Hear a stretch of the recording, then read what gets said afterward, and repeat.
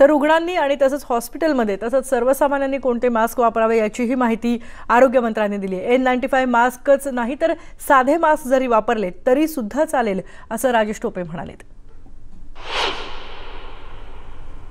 मास्कच्या बाबतीतली जी सगळ्यांचं एक म्हणणं की आम्ही वापरावं का नाही, मास्क ही काही सगळ्यांनी वापरण्याचा विषय अजिबातच नाही।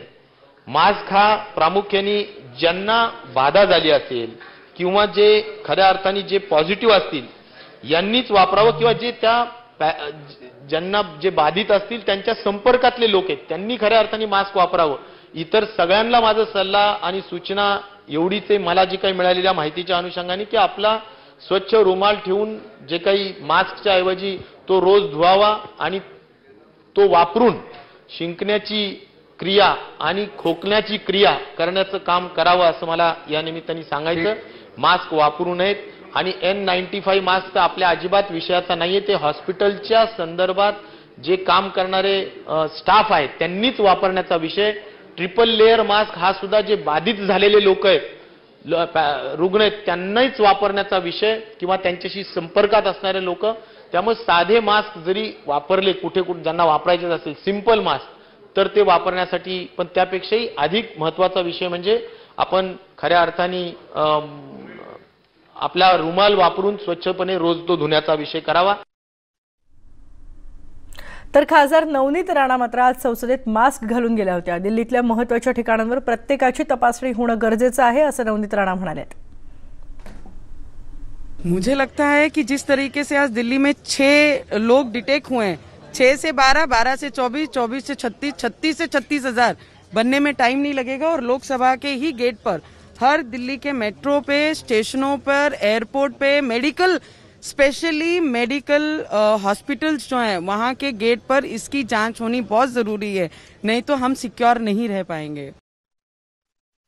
कोरोना वायरस जिस तरीके से हमारे भारत को अटैक करने की कोशिश कर रहा है और आज मास्क जो है N95 2.5 लेयर का जो मास्क है वो हम चाइना को सप्लाई कर रहे हैं, तो मुझे लगता है वो सिक्योरिटी के लिए हमारे देश में आज दिल्ली में जो हिसाब से दिख रहा है, नोएडा के 2 स्कूल बच्चों के 6 मार्च तक स्कूल बंद किए गए हैं।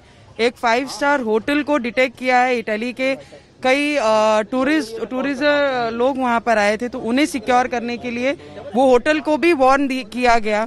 तो मुझे लगता है ये मास्क अवेलेबिलिटी जो हमारे देश में होनी चाहिए और दिल्ली में हर मेडिकल में ये अवेलेबल होना चाहिए। अगर हमने सप्लाई चाइना को किया, अगर बाकी आने वाले समय में अगर हमें जरूरत पड़ी तो हमें ये प्रोवाइड कौन करेगा? हम सप्लाई करने के लिए हैं पर हमें सप्लाई करने के लिए कोई नहीं रहेगा।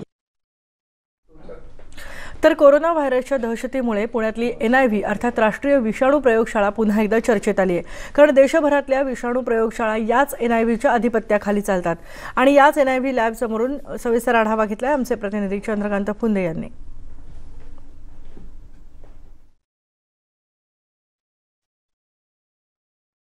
मी आता पुण्यातल्या NIV अर्थात नॅशनल इन्स्टिट्यूट ऑफ व्हायरॉलॉजी समोर उभा आहे। आपण पाहू शकतो पुण्यातल्या कॅम्प परिसरात ही NIVची लॅब आहे, जिथं देशभरातील कोरोनाच्या व्हायरसची टेस्ट केली जाते, चाचणी केली जाते।